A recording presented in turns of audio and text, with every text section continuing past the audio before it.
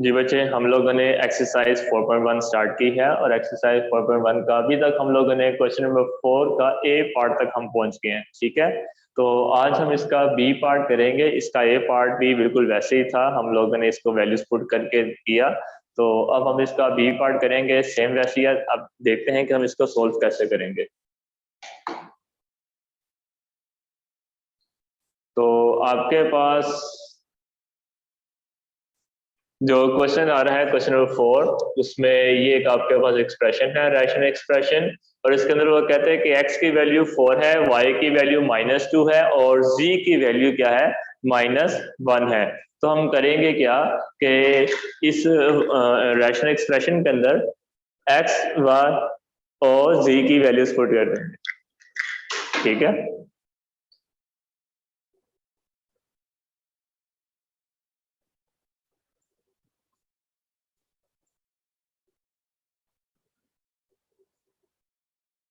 चले। तो मैं करता क्या हूं, जहां पे x आ रहा है वहां पे उसकी वैल्यू 4 और x का स्क्वायर है, तो यहाँ पे हो जाएगा मेरे पास 4 का स्क्वायर। उसके बाद जो है वो y क्यूब आ रहा है, y की वैल्यू -2 है, तो मैंने -2 लिखा, क्योंकि क्यूब आ रहा है तो होल पावर मेरे पास क्या आ जाएगी, 3। देन -5 और z की पावर 4 है, तो z की पावर ये रही -1 और इसकी पावर 4 है, तो ऊपर पावर आ जाएगी 4। नीचे आ रहा है x, y और z, जो तीनों आपस में मल्टीप्लाई हो रहे हैं। x की वैल्यू 4, y की वैल्यू -2 और z की वैल्यू क्या आ गई है मेरे पास, -1। ठीक है, तो देखो बच्चे, लास्ट टाइम भी अगर आपने क्वेश्चंस की प्रैक्टिस अच्छे तरीके से की होगी तो इस क्वेश्चन को करना जरा आसान होगा। किया तो सिर्फ क्या है कि हमने रैशनल फंक्शन, रैशनल एक्सप्रेशन हमने लिखा, उसके अंदर जहां जहां पे x आ रहा है वहां वहां पे हमने 4 पुट कर दिया, जहां जहां पे y आ रहा है वहां वहां पे -2 पुट कर दिया, और जहां जहां पे c आ रहा है वहां वहां पे हमने क्या पुट कर दिया, -1। ठीक है, अब हमें देखना यह है कि इसकी सबसे पहले हम ब्रैकेट्स यानी कि पावर्स वगैरह है उनको ओपन करेंगे, और इनकी ब्रैकेट्स आपस में जो मल्टीप्लाई होती हैं उनको हम मल्टीप्लाई भी करेंगे, और फिर हम अपना काम आगे स्टार्ट करेंगे। ठीक है, चलिए देखते हैं कैसे। सबसे पहले तो देखिए 4 का स्क्वायर, 4 का स्क्वायर हो जाएगा हमारे पास 16। ठीक है, 4 का स्क्वायर हो जाएगा हमारे पास 16। -2 की पावर क्या है, 3 आ रही है। अब चूंकि -2 की पावर 3 है तो कैलकुलेटर का इस्तेमाल करना है, तो सबसे पहले आपने स्मॉल ब्रैकेट लगानी होगी।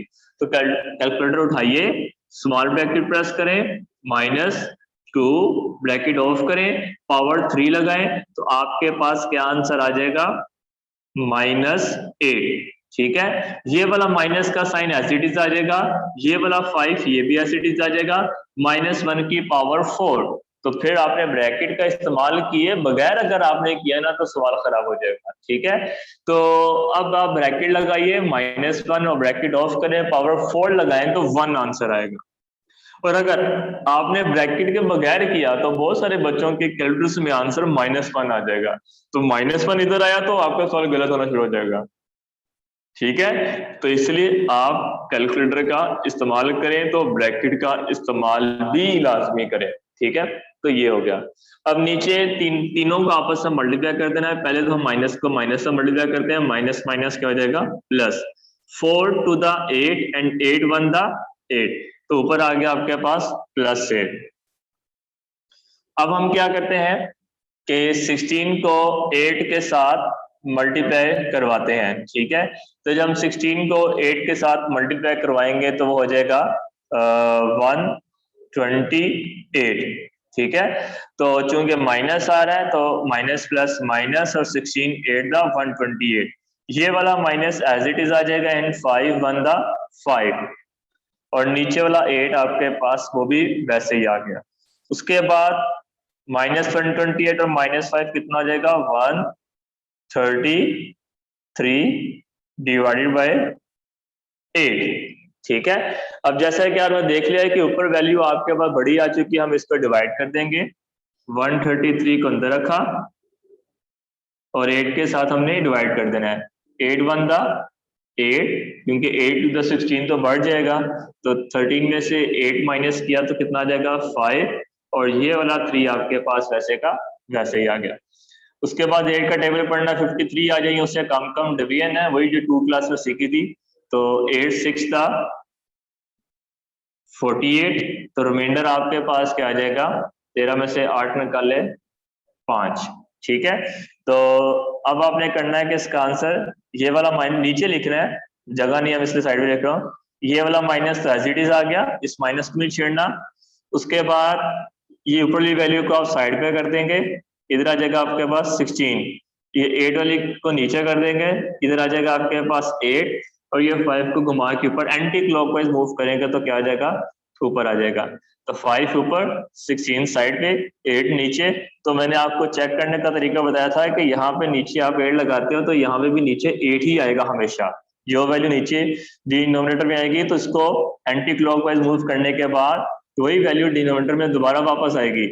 तो अगर वही वैल्यू वापस आ गई, इसका मतलब आपने उसको जो अरेंजमेंट है सही किया, आपकी गलती कोई नहीं है, ठीक है। चले अब हम चलते हैं क्वेश्चन नंबर 5 की तरफ। क्वेश्चन नंबर 5 में आपके पास एक रैशनल एक्सप्रेशन ये है और एक आपके पास ये है। तो अब सेंटर में प्लस या माइनस का साइन आ जाए, इट मीन्स अब यहाँ पे आपको क्या करना पड़ेगा, एलसीएम लेना पड़ेगा, ठीक है। तो उसके लिए काम करने का तरीका तो बहुत ज्यादा है, मैं आपको थोड़ा सा ऐसा मेथड बताऊंगा कि आसान भी हो और जल्दी भी हो जाए, तो कुछ ट्रिक्स भी सिखाऊंगा। तो ये जो 2x माइनस 3y है ये एज इट इज आ गया, -4 डिवाइडेड बाय, क्योंकि इसकी जो तरतीब है x पहले आ रहा है y बाद में आ रहा है, इसमें y पहले आ रहा है x बाद में आ रहा है, मैं इसकी तरतीब चेंज कर रहा हूँ, ठीक है। तो ये 2x शुरू में ले आता हूँ, 3y बाद में, 2x के साथ माइनस का साइन आ रहा है, तो ये हो जाएगा -2x प्लस 3y। तो सिर्फ मैंने इसको रिप्लेस किया, मतलब अगर a माइनस बी लिखा मैंने माइनस बी प्लस a कर लिया, ठीक है। सिर्फ अब b के साथ माइनस का साइन था, वो जब मैंने b को आगे किया माइनस के साथ ही गया, a के साथ प्लस का साइन था, a को मैंने उस तरफ किया तो वो प्लस उसके साथ ही गया।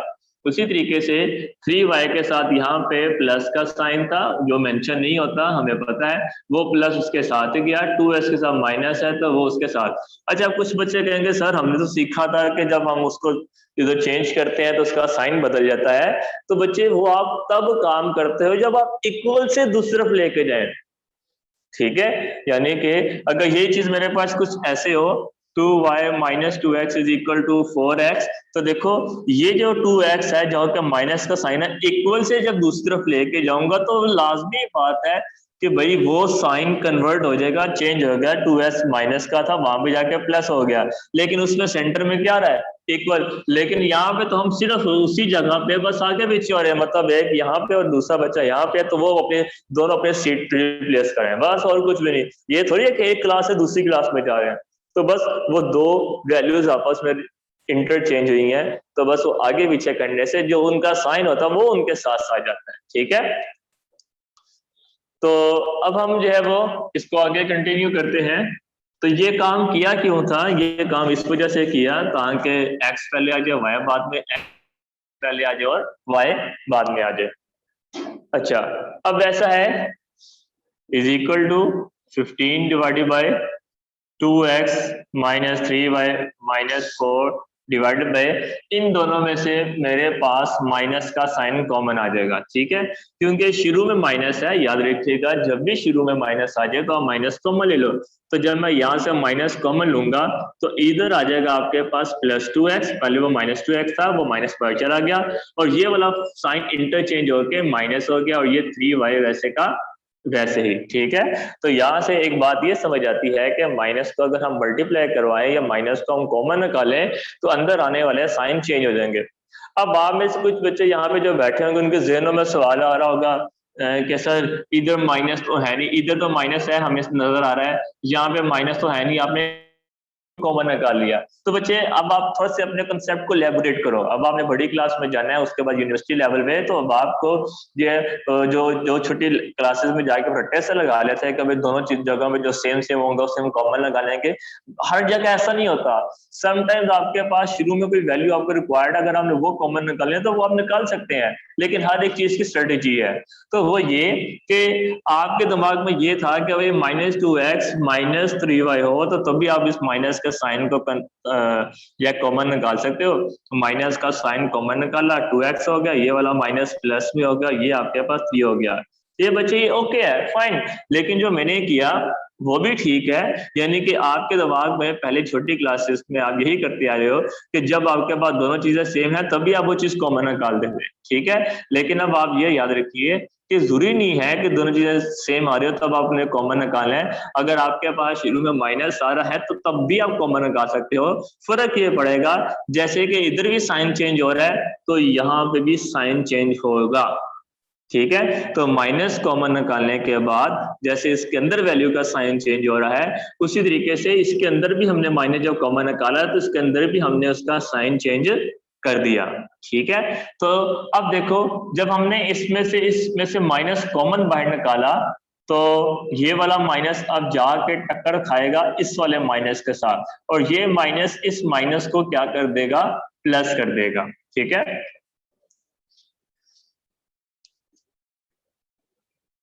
तो याद रखिएगा कि आप लोगों ने उसमें से माइनस कॉमन निकालना है, तो जरूरी नहीं है कि दोनों जगहों पे माइनस, हाँ अलबत्ता कुछ ऐसा हो 2x और +3y है। अब आप कहोगे सर इसमें से माइनस कॉमन निकाल दो, भाई इसमें से नहीं निकलेगा क्योंकि यहाँ पे तो दोनों जगहों में माइनस है ही नहीं, ठीक है। तो इसमें से माइनस कॉमन नहीं निकल सकता है। अगर आपके पास सिचुएशन ऐसे आ जाए 2x -3y, अब इसमें से माइनस कॉमन जो है वो कैसे निकलेगा।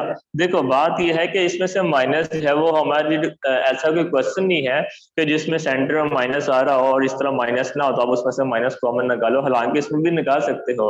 लेकिन मैंने आपको बोला जो आपने ट्रिक याद रखना है, अगर आपके स्टार्ट में माइनस आ रहा हो फिर उसमें से आप कॉमन निकालें, अगर सेंटर में माइनस आ रहा तो उसमें से कॉमन निकालने की कोई जरूरत नहीं है, ठीक है। ये आप इसको ऐसे इस्तेमाल करोगे, बस ये याद रखिएगा चाहे आपके पास -2x -3y आ रहा हो, चाहे आपके पास -2x +3y आ रहा हो, बस शुरू वाले हिस्से में अगर आपके पास माइनस आ रहा है तो वो कॉमन निकाल लो, ठीक है। कॉमन निकालोगे इधर भी साइन चेंज होगा और इधर भी साइन चेंज होगा, काम वही है, सिर्फ क्या है कि अब आपने अपने कंसेप्ट को और बड़ा करना है। वो ये कि जरूरी नहीं है कि दोनों तरफ माइनस सेम हो तभी आप कॉमन निकालोगे। अगर आपके पास शुरू में माइनस है दोनों जगहों पे तो यहां से भी कॉमन निकल सकता है और यहां से भी कॉमन निकल सकता है। तो आज आपने ये एक नई चीज सीखी।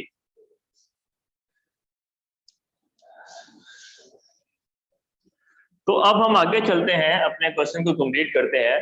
तो वो जो ये वाला माइनस था वो इस वाले माइनस से टक्कर खा जाएगा। तो अभी देखो ये 15 वाला शुरू वाला रैशनल एक्सप्रेशन तो ऐसे ही चलता हुआ आ रहा है, इसको तो अभी हम कुछ कर ही नहीं रहे, एक बार ही करेंगे। ये माइनस इस माइनस के साथ आपस में टकरा जाएगा तो वो क्या हो जाएगा, प्लस हो जाएगा, and 4 divided by 2x -3y, ठीक है। अब यहाँ पे भी कुछ बच्चों को सवाल आएगा कैसे ये माइनस साइड में कैसे उसके साथ टक्कर हो गया, तो उसके लिए भी अब आपको एक और चीज समझा देता हूँ, यहाँ पे जगह नजर आ रही होगी। देखें आपने देखा होगा कभी आपके पास क्वेश्चन जब कोई सॉल्व करता है, हम कोई भी एग्जांपल ले रहे हैं -a ओवर b, बल्कि इस तरह का एक सवाल भी आया था आपके पास 1 डिवाइडेड बाय -4, ठीक है। तो पीछे आंसर आपके पास लिखा हुआ है -1 डिवाइडेड बाय 4। कुछ बच्चे कहते हैं कि सर नहीं -1 डिवाइडेड बाय 4, ठीक है। अब एक वैल्यू आपके पास ये है, एक वैल्यू आपके पास ये और एक वैल्यू आपके पास ये है। तो देखो 1/4 तो सब में सेम आ रहा है, 1/4 तो सेम आ रहा है, सिर्फ फर्क आपके पास क्या है, माइनस का। तो इसका माइनस नीचे आ रहा है, इसका माइनस साइड पे आ रहा है, इसका माइनस ऊपर आया है। तो बच्चे याद रखिएगा ये तीनों एक ही नंबर्स हैं, ये तीनों एक ही नंबर्स हैं। आप माइनस का साइन नीचे लिखें, साइड में लिखें, ऊपर लिखें, जहां मर्जी लिख लें, आपका तीनों तरीकों से तीनों पैटर्न से आप लिख सकते हो, ठीक है। तो माइनस का यहाँ पे जो नीचे -4 आ रहा है, इसका हरगिज ये मतलब नहीं है कि 1 कोई एक अलग नंबर है और जो 4 नीचे जो है वो -4 का है। इसका एक्चुअली मतलब ये है कि इसलिए पीछे आंसर में माइनस साइड भी हो जाता है और इसको ऐसे पढ़ा जाता है -1/4। देखो आप इसको कैसे पढ़ोगे, 1 डिवाइडेड बाय -4।